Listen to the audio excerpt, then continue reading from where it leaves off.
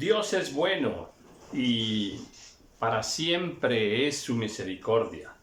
Y hay muchas formas que nosotros podemos confirmar una verdad tan hermosa como esta. Y hay muchos pasajes bíblicos que nos confirman estos dos atributos divinos, bondad y misericordia. Dios es bueno y para siempre es su misericordia. Y en el video anterior, cerrando el capítulo 6 de este libro de Isaías, bueno, pues mirábamos cómo Dios habla de una destrucción para el impío, para aquel que pues no ha aceptado, no ha caminado en los caminos del Señor. Y en el versículo 13 dice: y si quedare aún en ella la 10ª parte, ésta volverá a ser destruida. ¿Hasta cuándo, Señor? Le preguntan en el 11. Hasta que las ciudades estén asoladas y sin morador. Hasta que Jehová haya echado lejos a los hombres y multiplicado los lugares abandonados. Y si quedare todavía una 10ª parte, bueno, esta volverá a ser destruida. Qué destrucción tremendo, terrible, terrible. Pero aunque Dios muchas veces nos muestra un lado muy duro, muy severo, muy de juicio, muy de castigo, que lo ha hecho muchas veces y lo seguirá haciendo. Destruyó Sodoma, destruyó Gomorra, ¿verdad? Y así.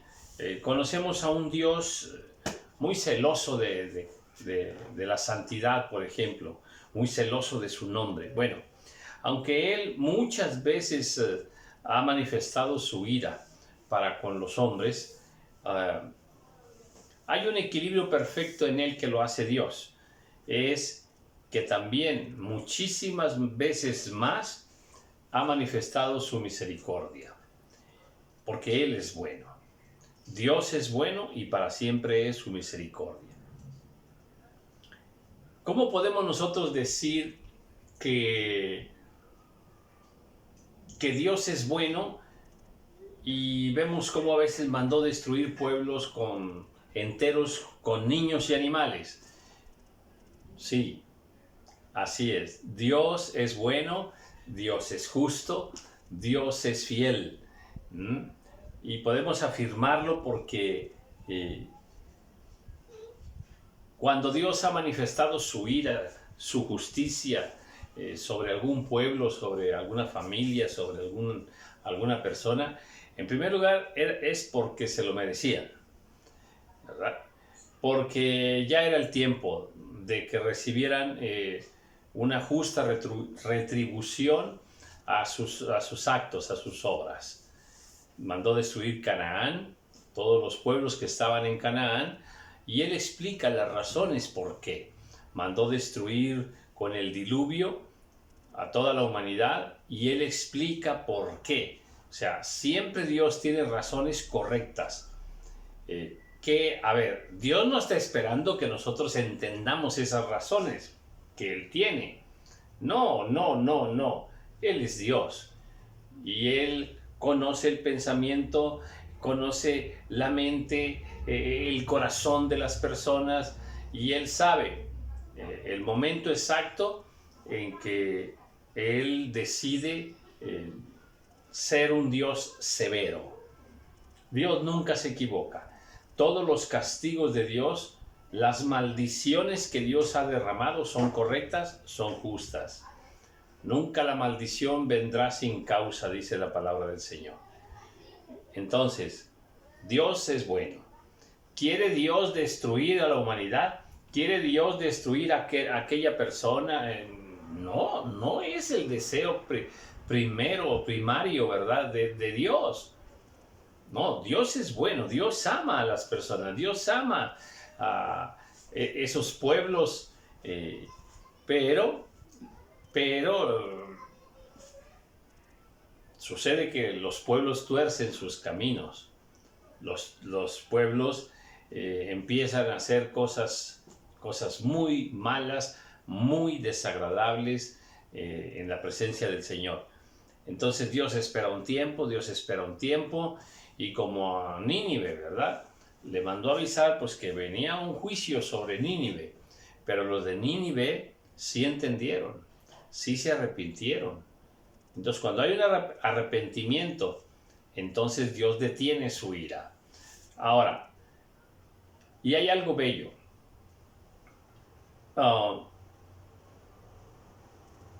El plan de Dios está trazado de una manera perfecta, y de tal manera que siempre Él ha salvaguardado la continuidad de su plan, la continuidad de la fe.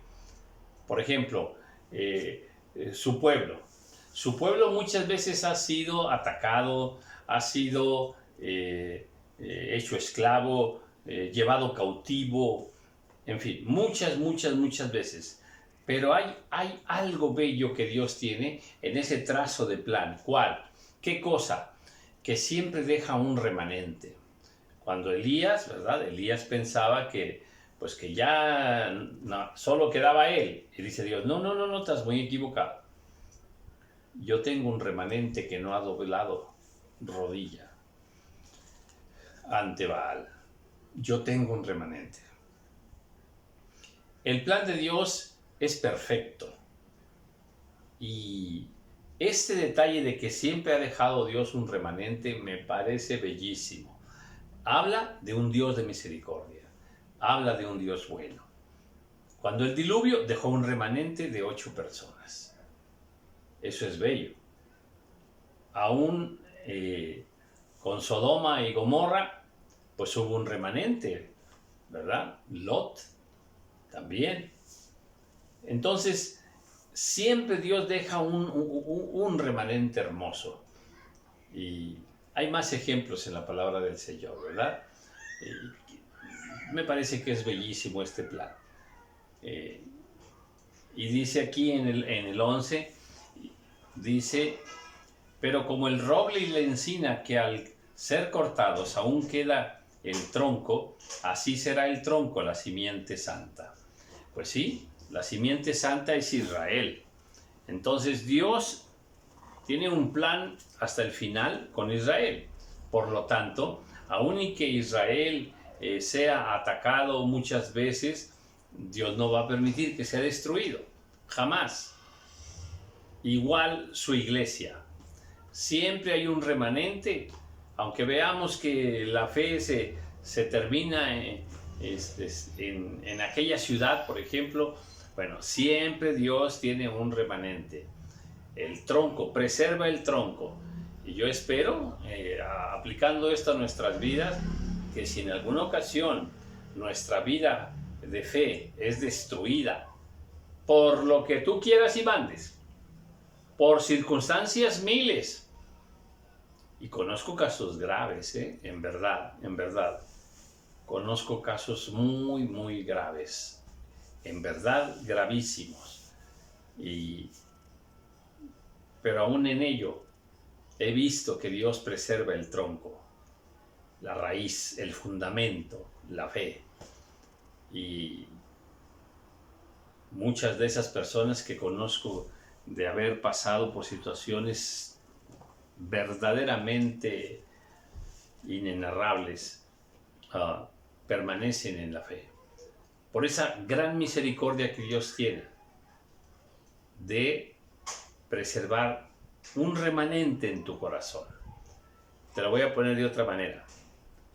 En el camino me he encontrado con personas que hace años vivían la fe, pero no, ¿qué te cuento?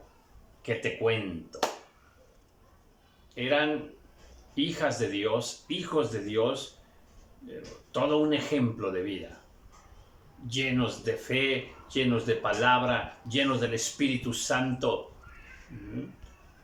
compartían la palabra, predicaban la palabra, tenían pasión, clamor por las almas. Alababan al Señor, danzaban en su templo.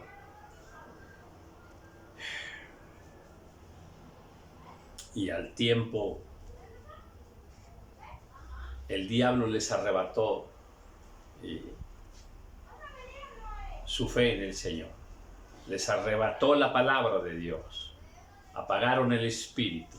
Dejaron de orar. Dejaron de buscar a Dios. Y ruego al Señor que en esos casos, en esas personas que yo amo tanto, el remanente, el tronco, permanezca, para que después florezca la fe nuevamente. Esa es mi oración por un grupo numeroso de personas que he conocido en el camino. Bien, capítulo 7 del libro de Isaías. Aconteció en los días de Acaz, hijo de Jotam, hijo de Usías, rey de Judá, que Resín, rey de Siria, y Peca, hijo de Remalías, rey de Israel, subieron contra Jerusalén para combatirla, pero no la pudieron tomar. Bueno, una vez más Jerusalén es atacada. Una vez más. ¿Por quién? Pues el rey de Siria y el rey de Israel. En este caso Resín y Peca atacan a Jerusalén, pero en esta ocasión dice no la pudieron tomar. Y vino la nueva a la casa de David diciendo, pues, le fueron a informar a David que Jerusalén había sido atacada. Siria se ha confederado con Efraín y se le estremeció el corazón. Y el corazón de su pueblo, dice, como se estremecen los árboles del monte a causa del viento. Es que le dan una tremenda noticia a David, ¿verdad? Le están diciendo, Jerusalén está siendo atacada. Y sabes una cosa, Efraín, que era una de las tribus, también se unió para atacar a Jerusalén. En términos familiares, pues es como hay un pleito grave en una familia y de pronto te das cuenta que están involucrados ahí, no sé, tus hijos o tu esposa, tu esposo, tus padres, ¿verdad? Y que está ahí la situación muy, muy tremenda, un conflicto gravísimo. Entonces dijo Jehová a Isaías, sal ahora al encuentro de Acaz, tú y Ser-Jasub, tu hijo, al extremo del acueducto del estanque de arriba, en el camino de la heredad del lavador. Y dile, o sea, le está diciendo el Señor a Isaías, mira, ve a tal parte, y ve a encontrar al rey Acaz. Ve con él. Y le vas a decir esto. Guarda y repósate. No temas. Ni se turbe tu corazón a causa de estos dos cabos de tizón que humean. Por el ardor de la ira de Resín y de Siria. Y del hijo de Remalías. Una palabra bellísima en un momento difícil, ¿verdad? Guarda y repósate, no temas. Guarda y repósate, no temas. En muchos conflictos que enfrentamos a nivel personal, entendamos esto. A veces la estrategia es huir. A veces esa es la estrategia de Dios para nosotros. A veces la estrategia es confrontar aquella situación directamente. A veces la estrategia es clamar. En otras ocasiones es alabar, como en el caso de los muros de Jericó, ¿verdad? A veces la estrategia es ir y pedir consejo, pedir oración. A veces la estrategia es no hagas nada. Guárdate repósate y espera en Dios.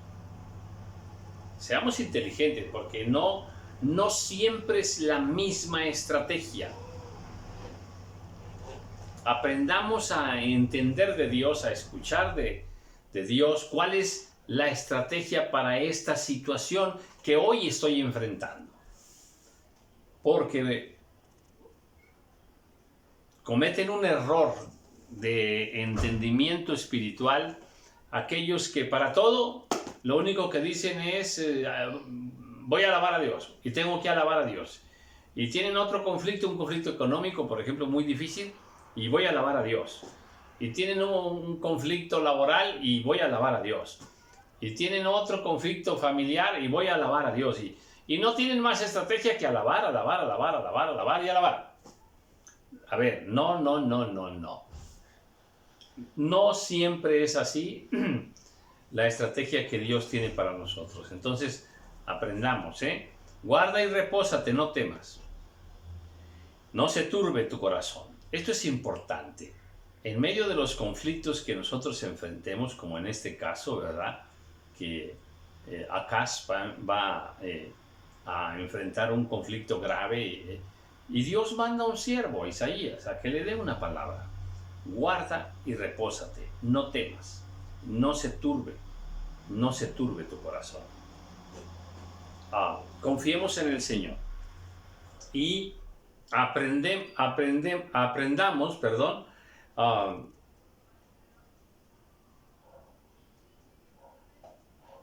a tener una confianza absoluta en Dios y aprendamos a controlar, a gobernar nuestro propio corazón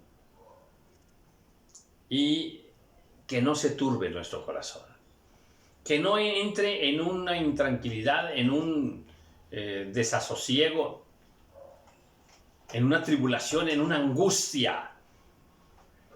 Eso no es bueno. Cuidemos el hombre interior. Cuida esa mujer interior de fe. Porque, déjame, te lo voy a decir como lo he visto miles de veces. Atención. Y eso nos ha pasado a todos, y muchas veces. Que somos personas de fe, vamos a la congregación, pertenecemos al cuerpo de Cristo, conocemos al Señor, predicamos del Señor, pero de pronto ocurre una circunstancia que viene contra nosotros y ya andamos preocupados, ya andamos turbados, ya andamos ahí angustiados y sufriendo y tristes. O sea, lo que he visto muchas veces es que aunque somos personas de fe, conocemos la palabra, conocemos al Señor, muchas veces cualquier circunstancia pequeña nos mueve el tapete espiritual. Y se nos va un poquito la fe y se nos olvidamos un poquito de Dios, porque aquella situación es difícil, a lo mejor hasta peligrosa, una situación grave. Pero a veces situaciones pequeñas, ocurre con situaciones pequeñas. No se turbe tu corazón, a causa de estos dos cabos de tizón que humean, por el ardor de la ira. Tremendo, dice, ha acordado maligno consejo contra ti el sirio, con Efraín y con el hijo de Remalías. O sea, se pusieron de acuerdo tres, ¿verdad? El pueblo de Efraín, ¿verdad? El hijo de Remalías y el rey de Siria. Vamos contra Judá y aterroricémosla, repartámosla entre nosotros y pongamos en medio de ella por rey al hijo de Tabel. Bueno, un plan perverso, un plan maligno. Sí, sí. Hay veces, pero no siempre, por favor. No siempre. Porque digo que no siempre porque equivocadamente muchas personas piensan que, a ver, que toda la gente te tiene mala voluntad, que todos andan hablando mal de ti, que muchos desean que tú caigas. O sea, se inventan amigos al por mayor. Y, y pareciera que su vida, la vida normal, la vida de persona, la vida de familia, la vida diaria, esa vida con la que enfrentas todos los días el camino, pareciera que todos a tu alrededor son tus enemigos y que todos te tienen mala voluntad y que todos están planeando que caigas en problemas, que te vaya mal.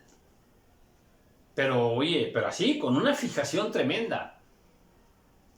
Te lo voy a poner de otra manera, como si no hubiera gente buena. Es más, cuidado, porque no vaya a ser que estás pensando que tú eres, a ver, una estrella maravillosa, ¿verdad? Una persona incomprendida, pero tú eres tan noble, tan hermosa persona que los demás te tienen mucha envidia y que por eso buscan tu destrucción. Nada más lejos de la realidad que creer que tú eres lo máximo, una persona súper importante para los demás, que los demás, en vez de estar preocupados por enfrentar su vida y resolver su propia vida y sus propios problemas, como que están más interesados en tu persona. Por favor, por favor. No hay que sentirse el centro del mundo. No te sientas el centro del universo. Que tu vida es maravillosamente importante para los demás. Como que todos los demás están pendientes nada más de cómo estás tú, cómo te está yendo a ti. No, yo creo que la gente está ocupada en su propia vida. En verdad, en verdad.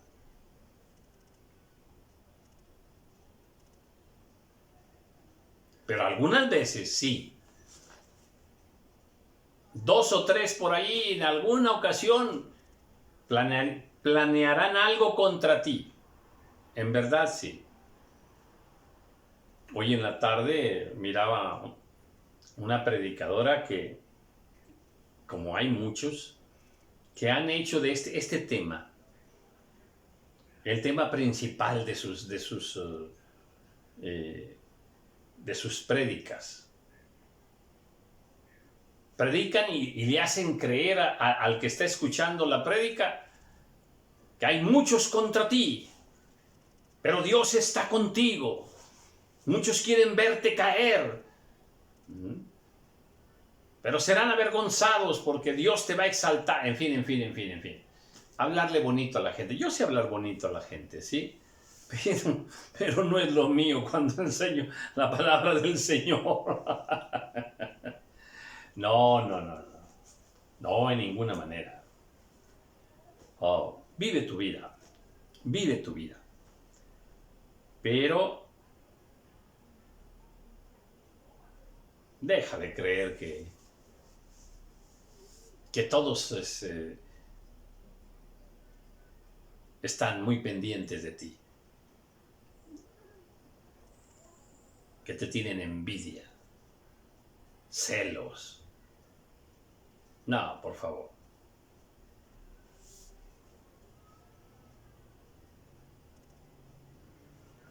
Por tanto, Jehová el Señor dice así: no subsistirá ni será, porque la cabeza de Siria es Damasco, y la cabeza de Damasco, Resín.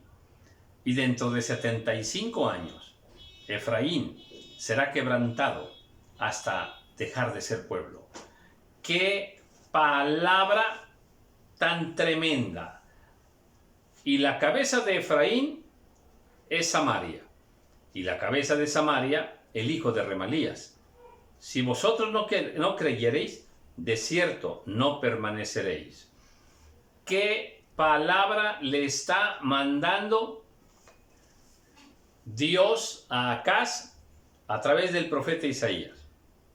¿Qué palabra, Durísima palabra. Tanto así que dice, dentro de 75 años, Efraín dejará de ser pueblo. ¡Wow! Uy, tremendo, tremendo. Ahora, qué fantástico es cuando uno lee la Biblia y uno de los temas así que Dios los trata como si fuera nada, es el tiempo. Dentro de 75 años Efraín va a dejar de ser pueblo. Dentro de 75 años, pues ni lo voy a ver.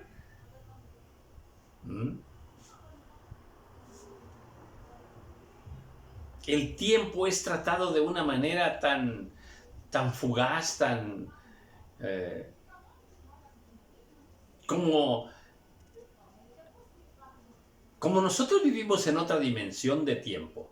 Y Dios Él está en otra dimensión de cómo se cuenta el tiempo. Entendamos que para Dios un día es como 1000 años y 1000 años como un día, ¿verdad? Esa relatividad del tiempo nos rebasa, ¿Con qué facilidad? Dentro de 75 años va a pasar esto y esto. Ya. Eso es fantástico, en verdad. Dice en el versículo 10. Habló también Jehová a Acaz diciendo, ahí va otra palabra, ¿verdad? Dada para Acaz. Dice, pide para ti señal de Jehová tu Dios, demándala, ya sea de abajo en lo profundo o de arriba en lo alto. Y respondió Acaz, no pediré y no tentaré a Jehová.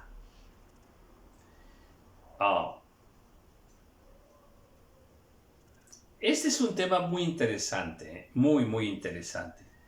¿Cuál? Las señales. En la Biblia se narran varios momentos en que se puso una señal. De hecho, Dios pone el arco iris por señal y más cosas, ¿verdad? La circuncisión también es por señal y así. Hay muchas cosas que fueron hechas con esa intención.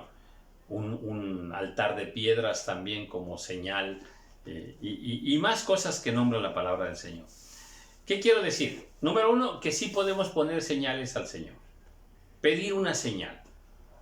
Esto de pedir una señal, yo lo he hecho y normalmente lo aplico en situaciones extremadamente importantes para mi vida. Le voy a contar una así muy rápido. Estaba mirando ahorita ahí el reloj y estoy cerrando ya el tiempo. Yo vine muy enfermo al Señor.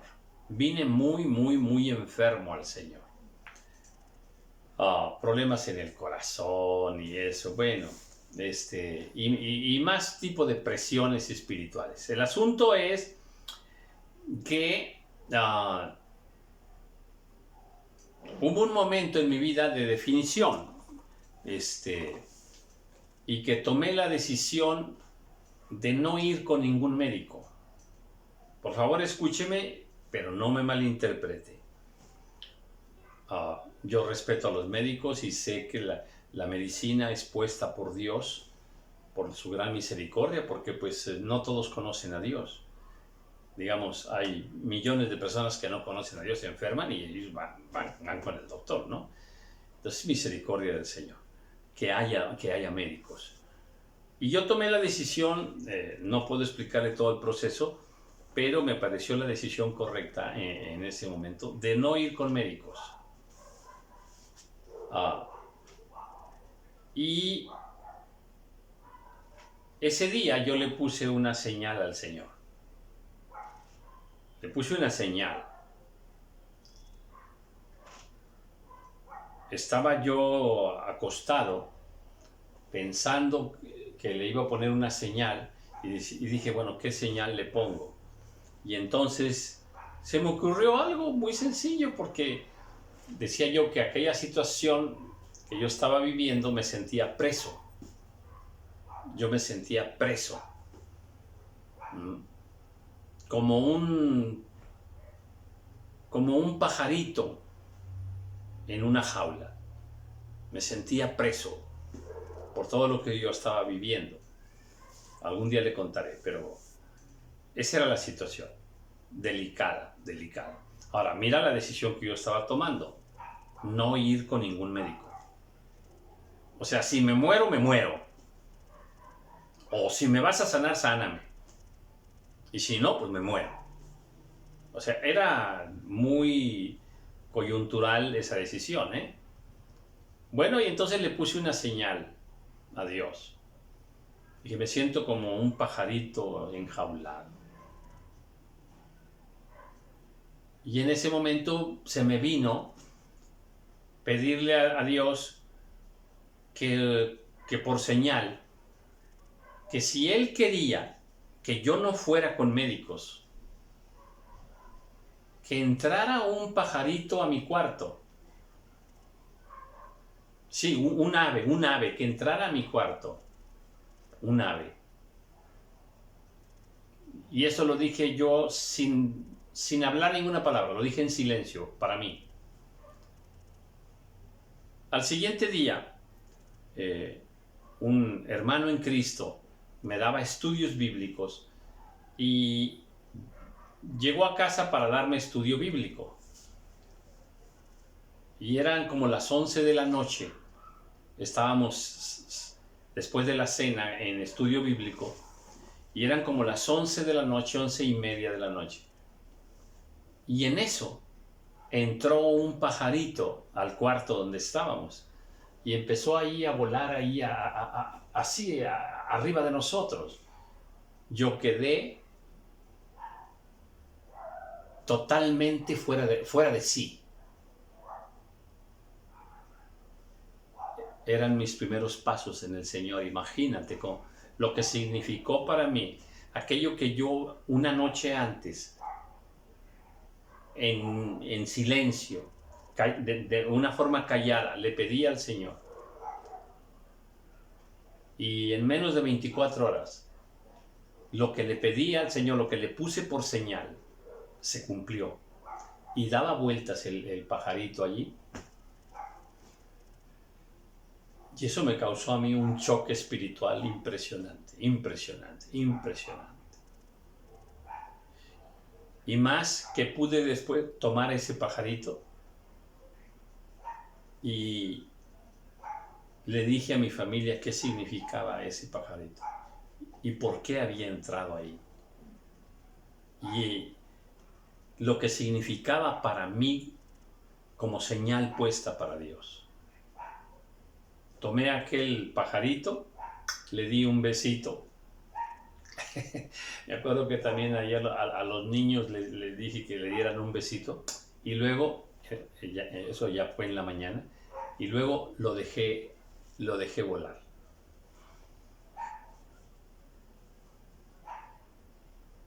Juzga tú, juzga tú.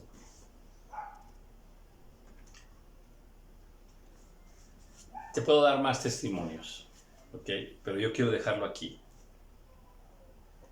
Sí podemos poner señales al Señor. Te repito, solamente en situaciones decisivas para nuestra vida. Y aquí estoy. No fui a médico para las situaciones del corazón y mi corazón está perfectamente sano. Alabo a mi Señor. Bueno, ya es tiempo. Te envío un abrazo en el nombre del Señor y seguiremos gozándonos con este hermosísimo libro de Isaías. Muchas bendiciones.